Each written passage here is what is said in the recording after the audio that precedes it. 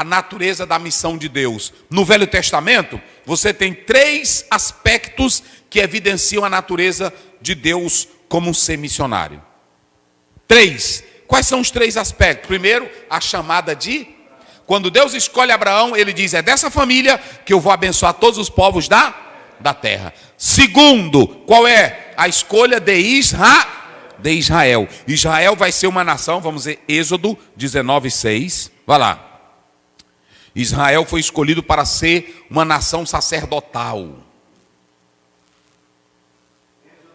6. E vós me sereis reino sacerdotal e povo santo. E vós me sereis reino sacerdotal. E o que mais? E povo santo. Ou seja, primeiro começa com uma fã e agora se estende para toda uma nação, que ele diz, vocês serão ou seja, você está vendo Deus missionário.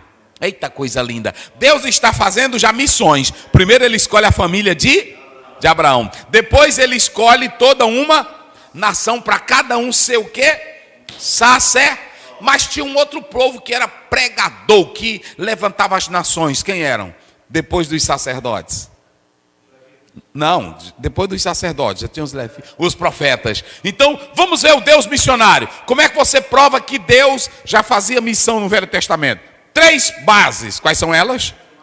Chamada de Abraão, chamada de Israel e os profetas. Os profetas saíam proclamando a vontade de... Pronto, esses são os aspectos no Velho Testamento que Deus já fazia missões. Eita, por que, pastor Ziel? Porque desde o livro de Gênesis, no momento que o homem cai, no momento que o homem peca, Deus tem um plano. Qual é o plano de Deus? A redenção do homem. Deus não tem plano, olha para cá, Deus não tem plano de te fazer rico, Deus não tem plano de te fazer famoso, Deus não tem plano de te fazer grande, Deus não tem plano de te fazer poderoso. Ele só tem um plano, salvar o pecador.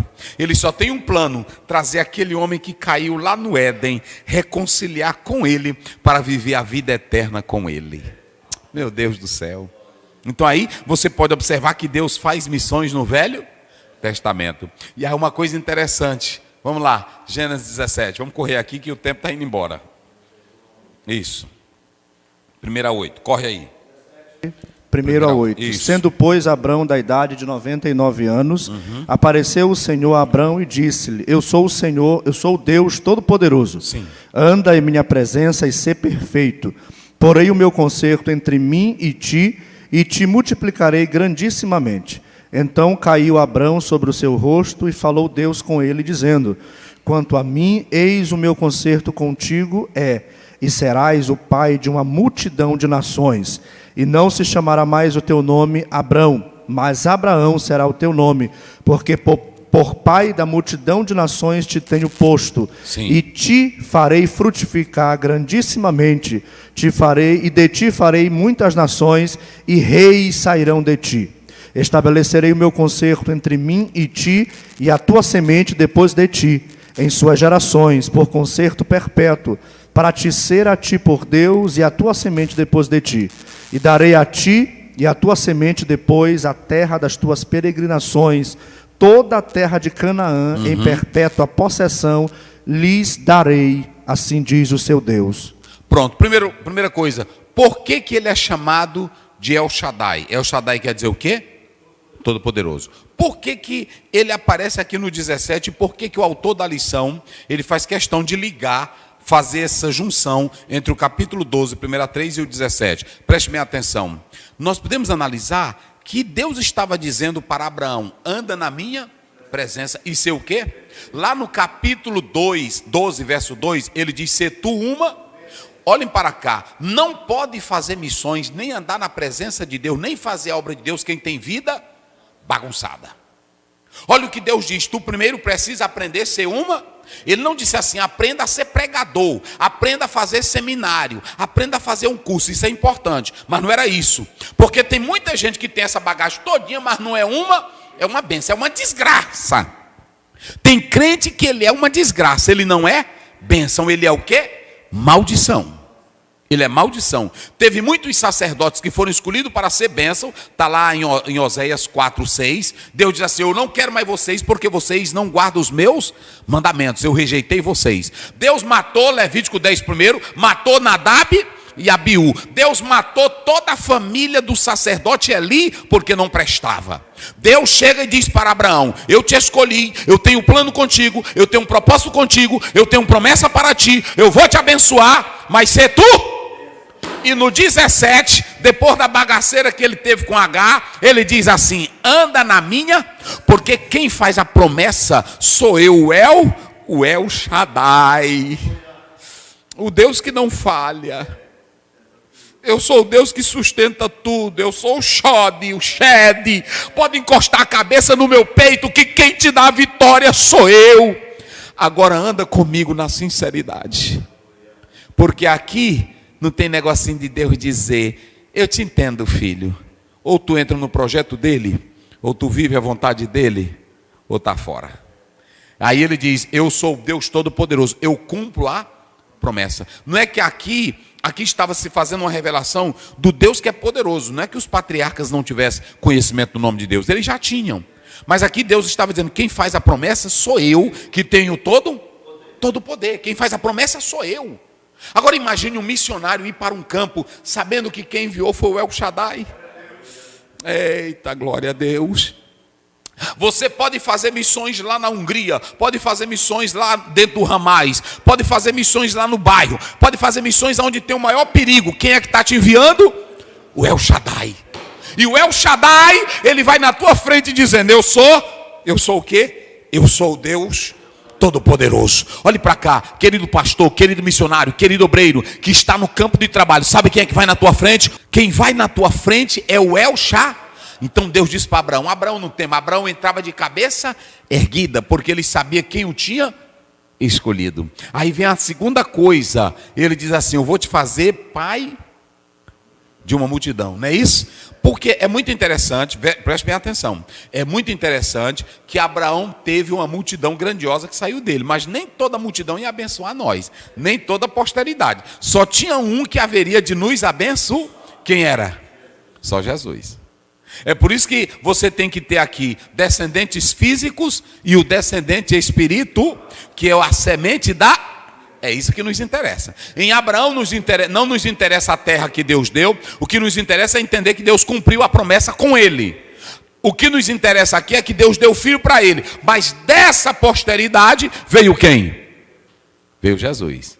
Aí ele diz: eu vou te fazer um pai de uma multidão de nações. Aí eu coloquei aqui: Abraão ou Abrão ou Abraão. Abrão é o quê? Quem se lembra?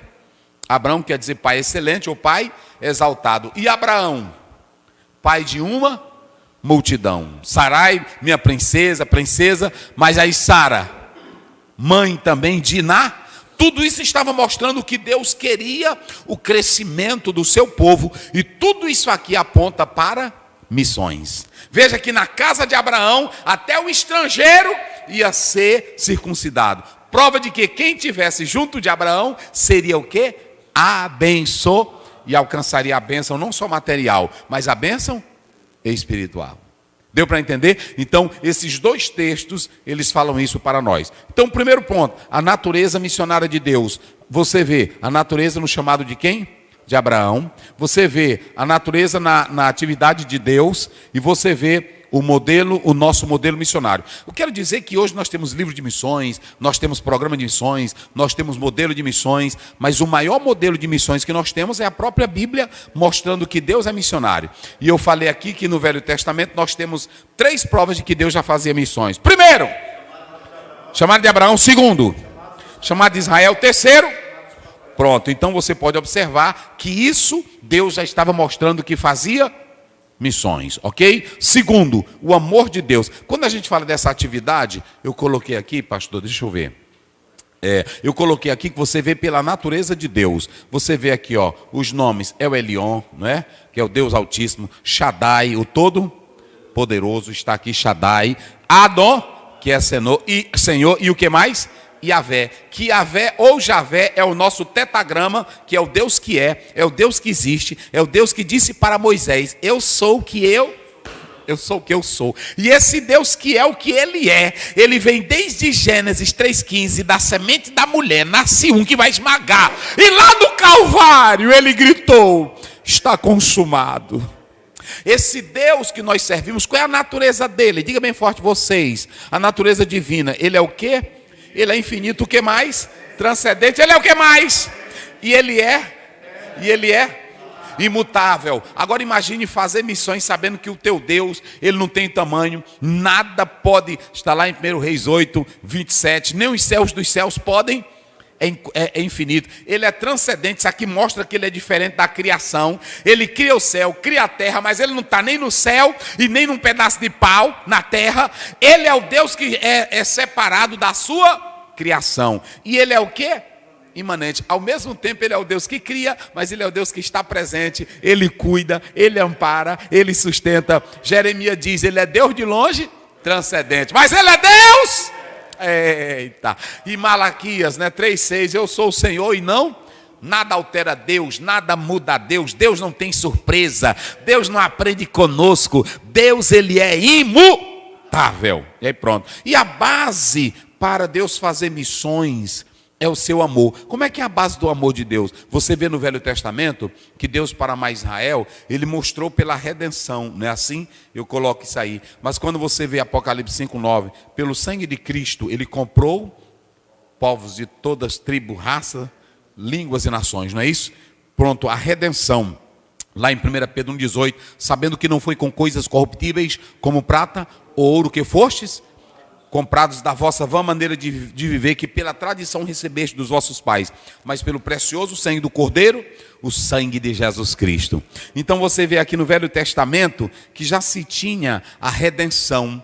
Vamos dar um exemplo. Nós temos dois grandes exemplos históricos que mostram que Deus amou Israel e que Deus amou o seu povo e trouxe a libertação. Primeiro exemplo, a morte do Cordeiro em Êxodo 12. Pegou o sangue e disse: coloque nos umbrais das portas. Ali, pelo aquele evento, Deus trouxe o êxodo, Deus trouxe a libertar. O segundo grande exemplo é que Deus sempre protegeu Israel ao longo de todo o tempo, de todos os inimigos. Isso mostra o amor de Deus, o cuidado de Deus. E Deus, quando cuidou de Israel, ele mostrava a sua bondade, ele mostrava a sua proteção. No Novo Testamento, o amor é revelado. Qual é o texto áureo mais lindo da Bíblia no Novo Testamento? Essa é a verdade clara de que o amor de Deus, que começou de modo ainda opaco, de modo não revelado, bem claro, agora no Novo Testamento é como um rio que se encheu e agora desce para o mar, e aí mostra o infinito amor de... Pronto, Deus amou o mundo de tal maneira. Eu li um autor que diz que não tem poeta que diga essa frase no mundo, só quem escreveu foi o próprio Espírito Santo, não é assim? Deus amou o mundo de uma tal que deu o seu filho. Pronto, aí se você pegar, vamos pegar os maiores poetas, se você pegar Shakespeare, se você pegar, vamos lá, aqui no Brasil nós temos grandes poetas, e no Maranhão também nós tivemos aqui, Gonçalves Dias, aquele outro que é bem conhecido aí, rapaz, Rubem Alves. Se você pegar todos esses homens, eles escreveram coisas bonitas, coisa que fala da natureza, que até a gente chora, mas nenhum diz assim: dou a vida eterna. Só quem disse isso foi Deus.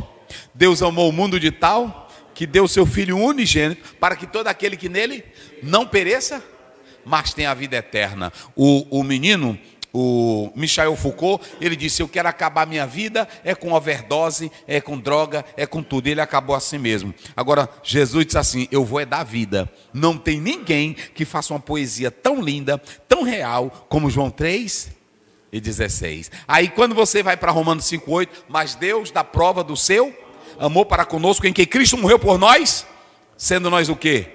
Ainda pecador. Então você vê aqui que você tem essa questão que nós estamos falando. A redenção na libertação, nós já falamos desses dois eventos. E aqui no terceiro lugar, você tem a visão bíblica do caráter transcultural da missão, não é isso? Você tem aí um Deus missionário, nós já falamos dessas três coisas, não já? que é um Deus missionário. No Velho Testamento, pastor Aziel, e o senhor falou no Novo Testamento, e no Velho Testamento, quais são os aspectos de que Deus faz missão? Primeiro, através da grande comissão. Jesus disse em Mateus 28, 19, ele disse, ide, portanto, fazeis discípulos de todas as... É a primeira prova. Qual é a segunda, pastor? O Pentecoste. O Pentecoste é um outro grande modelo de missões, porque ali o Espírito Santo capacita aquelas pessoas com poder, Atos 1:8, mas recebereis poder ao descer sobre vós o Espírito Santo, sereis o quê? Pronto, você tem aqui o segundo modelo que Deus, através de Cristo, agora usando a igreja, vai fazer missões. O segundo é o A Bíblia diz que lá Deus capacitou com o poder do Espírito Santo e com línguas estranhas. É coisa linda, irmão. E o terceiro é a missão de Paulo. Qual foi o maior missionário depois de Jesus Cristo no Novo Testamento? O apóstolo São Paulo. Viagens, pregações, enfrentando lutas. Veja que amanhã você tem 6 modelos de missões. No Velho Testamento, 3. Quais são no Velho Testamento? De Abraão, chamado dos apóstolos. Chamada de Abraão, a chamada de Israel e a escolha dos profetas. No Novo Testamento, os 3 modelos. Esqueci. No Novo Testamento, os 3 modelos. É a grande comissão, Pentecoste e o chamado de Paulo. Pronto, você tem 6 modelos. 3 no Velho Testamento e 3 no Novo. Para você mostrar que missões está em toda a Bíblia, a palavra de... E aí quando você vê para Apocalipse, olha, vamos ler lá, pastor, só para a gente encerrar aqui. Apocalipse 5, verso 9, vamos lá. Rapidinho, para nós encerrar aqui. Eita, coisa boa, meus irmãos, é a Bíblia, é a palavra de Deus. Vamos lá. 5:9. E cantavam um novo cântico, dizendo: Sim. Digno és de tomar o livro e de abrir os seus selos, porque foste morto e com o teu sangue compraste para Deus homens de toda a tribo, língua, povo e nação. Com teu sangue. O sangue de quem? Jesus. E esse sangue é aquilo que está lá em Gênesis 3. O Gênesis 3,15 vem esbarrar onde? Na pessoa de, que é em João 3. Ou seja, missões é um fio que está presente do Gênesis. Então pronto. A Bíblia está cheia de missões. Pronto. Não tem como você não fazer missões. E eu coloquei aqui, nós já falamos isso aqui, nesse ponto, a visão bíblica do caráter transcultural de missões. Ok? Um Deus missionário, você vê no Salmo, capítulo 2, pede, eu te darei as nações da terra, e aí você vê que Deus colocou Israel falhou nesse propósito, mas Deus levantou a igreja. E eu coloquei aí, eu não sei, assim, bem aqui, nós colocamos aqui o evangelho, ele é missional. Isso aí é a palavra do Lidório, ele fala isso. E nós temos aí, quais são os nomes aí? Citem aí para a gente encerrar. Supracultural, não é isso? Essa expressão aí é que a cultura, ela está além da cultura específica. Dentro daquela cultura tem aquela cultura que é normal, né, assim, mas tem vai surgindo outras culturas que estão acima daquelas culturas ali locais, ok? Das específicas. Depois, vamos dar um exemplo. Supracultural, não é isso? Por exemplo, o computador. Se usa aqui no Brasil, se usa nos Estados Unidos, se usa na Alemanha. Então, veja bem, você vê que em todo lugar usa. É uma cultura que, na verdade, ela tem padrões e elementos que transcendem a cultura local, mas que todos aceitam aquilo ali. Vamos lá, o segundo, qual é? Multicultural. Multicultural, ou seja, a interação, a relação que acontece entre diferentes culturas. Aí você, intercultural, são as culturas que vão se relacionando. Depois... cultural, é um modo de viver de um povo, aquela cultura, os costumes, os valores, as crenças, as tradições e as práticas. Depois, ou seja, uma cultura que tem aqui no Brasil, os elementos daquela cultura podem ultrapassar outra, chegando a outra cultura, que aí o pregador do evangelho, nós já falamos aqui, ele vai ter que saber adaptar a mensagem, não é mudar o texto. Não é mudar o texto, nem alterar a essência. Você pode muito bem mudar o método sem alterar a essência, né? Assim, você pode muito bem botar o remédio sem alterar o seu conteúdo. O que nós estamos dizendo é que eu tenho a capacidade, pela iluminação do Espírito Santo, de adaptar a mensagem.